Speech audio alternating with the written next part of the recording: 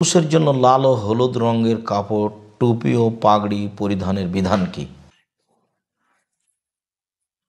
সম্মানিত দর্শক মণ্ডলী, মহিলাদের পোশাকের রঙের ব্যাপারে কোনো হিসাব নাই।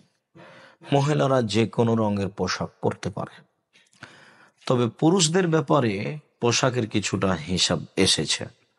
যেমন একেবারে পূর্ণ লাল রঙের কাপড় পুরুষ পরিধান করতে পাবে না।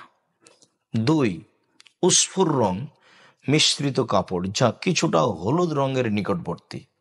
উস্ফুর এটাই আরবি শব্দ, যা হলুদ রঙের নিকটবর্তী এমন কাপড় পরতে রাসূল সাল্লাল্লাহু আলাইহি সাল্লাম পুরুষকে নিষেধ করেছেন, আবার কঠোরভাবে নিষেধ করেছেন।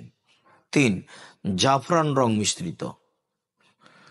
তোর মধ্যে লাল রঙের বিষয়ে প্রাধান্যপ্রাপ্ত হুকুম হলো যে লাল রং যদি হলুদ একবারে স্পষ্ট লাল রং হয় তাহলে রাসূল সাল্লাল্লাহু আলাইহি সাল্লাম কঠিনভাবে না করেছেন।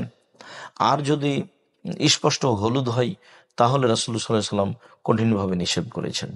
যার কারণে পুরুষদেরকে একেবারে পূর্ণ লাল কাপড় পরা থেকে বিরত থাকতে হবে, আর একেবারে হলুদ রং থেকে বিরত থাকতে হবে। এই বিষয়টি মহিলাদের ব্যাপারে নয়।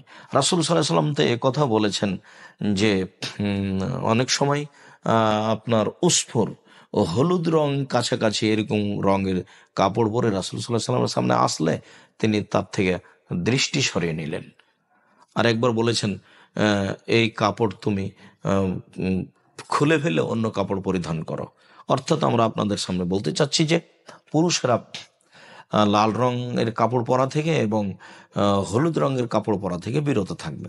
যদিও রাসূল সাল্লাল্লাহু আলাইহি সাল্লামের শেষ সময়ে একটি লাল রঙের জামা ছিল, যা পরে তিনি জনগণের সাথে আগন্তকের সাথে সাক্ষাৎ করতেন, তা হুবহু পূর্ণ লাল ছিল না। যে মহিলারা যে কোনো রং পরিধান করতে পারে, তবে পুরুষ লাল রং এবং হলুদ রং থেকে বেঁচে থাকবে। আল্লাহ আমাদেরকে এই বিষয়ে বুঝে আমল করার তৌফিক দান করুন।